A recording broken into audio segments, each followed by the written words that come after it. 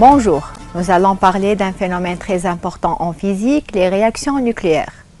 Les réactions nucléaires sont, comme leur nom l'indique, des transformations faisant intervenir les noyaux de certains atomes. Il existe deux types de réactions nucléaires, spontanées et provoquées. Nous allons étudier dans cette capsule comment distinguer entre une réaction nucléaire spontanée et celle provoquée, et d'en donner des exemples, notamment la fission et la fusion pour les réactions provoquées.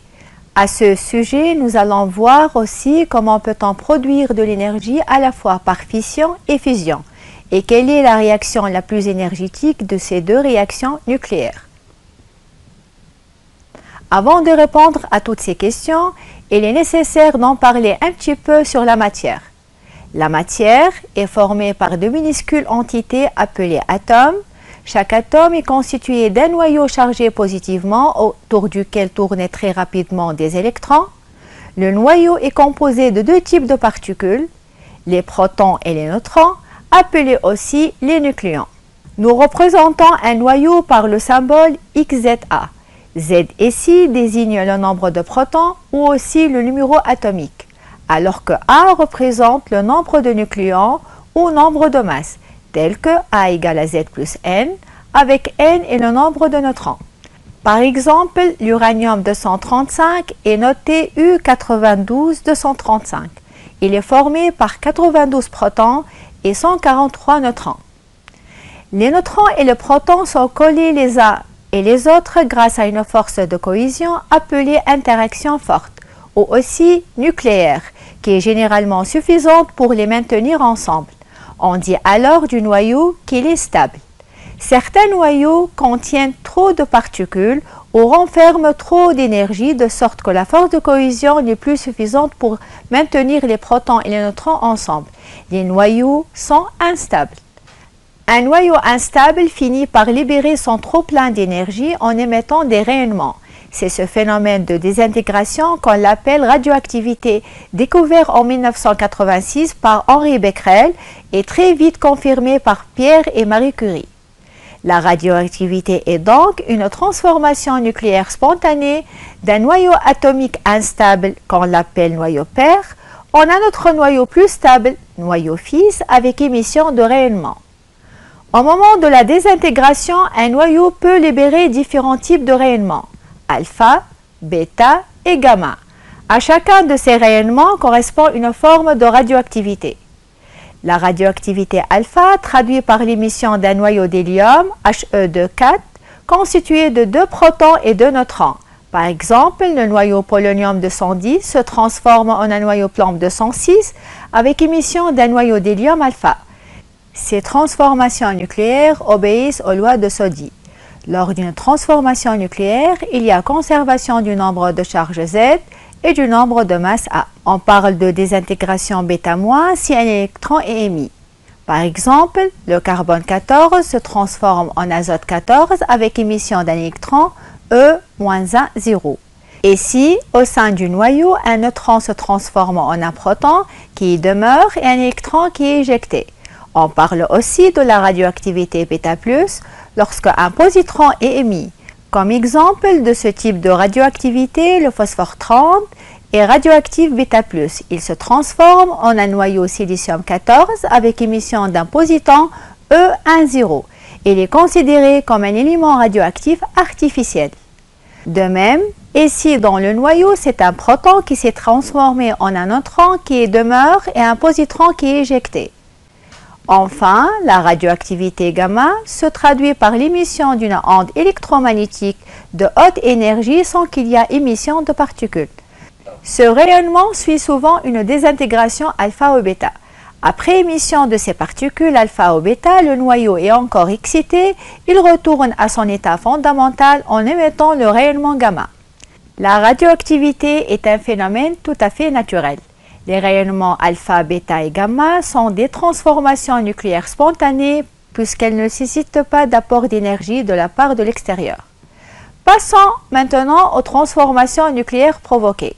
Deux grandes réactions qui caractérisent ce type de transformation, la fission et la fusion. À l'origine de la réaction de fission, il y a un projectile, le neutron qui vient frapper un noyau et le divise en deux noyaux de masse comparables. La division d'un noyau est appelée réaction de fission. Et un atome qui a la faculté de se diviser est difficile. C'est le cas de l'uranium-235 et de plutonium-239. Cette réaction s'accompagne d'un grand dégagement d'énergie. La fission est utilisée dans les réacteurs nucléaires où on maîtrise les réactions en chaîne pour produire de l'énergie. Et si la fission n'est pas contrôlée, elle peut dégénérer à une bombe atomique. Nous passons maintenant à la deuxième transformation nucléaire provoquée, la fusion. À l'origine de la fusion nucléaire, il y a la rencontre de deux noyaux légers. Le mariage de ces deux noyaux donne naissance à un noyau plus lourd et s'accompagne d'une très forte libération d'énergie. La réaction de fusion la plus accessible par l'homme est la réaction passant par l'isotope de l'hydrogène impliquant le deutérium et le tritium. Ces deux noyaux légers, le deutérium et le tritium, en se fondant l'un dans l'autre, vont former un noyau moins léger, l'hélium. Cette réaction de fusion n'est pas facile à obtenir car il faut pouvoir rapprocher deux noyaux chargés positivement. Pour que ces noyaux puissent fusionner, on doit les porter à très haute température de l'ordre de 100 millions de degrés. Passons maintenant à répondre à notre question. Comment peut-on produire de l'énergie à la fois par fission et fusion? Et quelle est la réaction la plus énergétique de ces deux réactions nucléaires? Répondre à ces questions nécessite l'application de la fameuse formule d'Einstein E égale à mc². E étant l'énergie dégagée au cours de ces réactions et C la célérité de la lumière dans le vide. Par ailleurs, les noyaux sont extrêmement petits de façon que l'unité usuelle de masse kilogramme n'est pas adaptée. Pour cela, on choisit une nouvelle unité appelée unité de masse atomique, de symbole U. Sa valeur est définie comme étant le 1/12e de la masse d'un atome du noyau de carbone 12 et par suite un U vaut approximativement 1,66 10-27 kg. Nous commençons tout d'abord par la réaction de fission d'un noyau de l'uranium-235 qui est bombardé par un neutron, donne naissance à un noyau de xénon et un noyau de strontium et deux neutrons. Voilà l'équation de la réaction de fission. Comme vous voyez, nous avons une première conservation, celle du nombre de masse A. À gauche, on a 1 plus 235 égale 236. Et de l'autre côté, 95 plus 139 plus 2 fois 1 égale aussi à 236. Une deuxième conservation est celle du nombre de charges Z. Nous avons à gauche 0 plus 92 égale 92. Et à droite, nous avons 38 plus 54 plus 2 fois 0 égale à 92.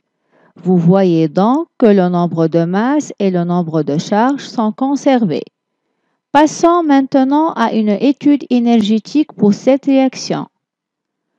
Nous commençons par la détermination de la variation de masse ΔM qui est égale à la somme des masses initiales moins la somme des masses finales, égale masse uranium plus masse neutron moins masse xénon moins masse strontium moins 2 fois masse neutron. Les masses des noyaux étant données en unités de masse atomique. Tout calcul fait, on trouve ΔM égale 0,2895 U. Donc vous voyez qu'il n'y a pas conservation de masse. Il y a un défaut de masse. Sachant que 1 U égale à 931,5 mégaélectronvolts C-2. Ça nous donne ΔM égale 269,67 mégaélectronvolts C-2. Vous voyez bien que la masse nous renseigne sur une quantité d'énergie qu'on peut la déterminer par la relation E égale à ΔM fois C², ce qui donne E égale 269,67 mégaélectronvolts. Passons maintenant au calcul de l'énergie libérée au cours de la fusion. Nous revenons à notre réaction de fusion entre le noyau de deutérium et le noyau de tritium, qui donne un noyau d'hélium plus un neutron. Vous voyez bien qu'il y a conservation de nombre de charges. À gauche, on a 1 plus 1 égale à 2, et à droite, 2 plus 0 égale à 2. De même, il y a conservation de nombre de masse. À gauche, 2 plus 3 égale à 5, et de l'autre côté, 4 plus 1 égale à 5. Passons à une étude énergétique. Les masses des noyaux sont aussi données en unités de masse atomique. Appliquons de la même façon la relation E égale à delta M fois C carré, avec delta M, la masse de deutérium, plus la masse de tritium, moins la masse d'hélium, moins la masse du neutron. Tout calcul fait, on trouve delta M égale à 0,01885 U, multiplié par 931,5. On trouve E égale à 17,56 mégaélectronvolts. Sachant que 1 mégaélectronvolt égale à 1,6 joules, nous pouvons exprimer E en joules et on trouve E égale 28,10 joules. Le premier essai de production d'une réaction de fusion est réalisé par les Américains en 1952, et ce en faisant exploser la première bombe H dans l'océan Pacifique. Et cette réaction de fusion est amorcée par une bombe atomique, bombe A de fission. Donc finalement, pour répondre à nos questions de départ, une réaction nucléaire est dite spontanée lorsque les noyaux atomiques en jeu sont ceux de substances radioactives, naturelles ou artificielles. Elle est dite provoquée par bombardement de particules ou de radiation. La fission et la fusion sont très énergétiques et ramenées en nombre de nucléons, 5 pour la fusion et 236 pour la fission. L'énergie libérée par fusion est environ 5 fois plus importante que celle d'une fission. Merci de votre attention.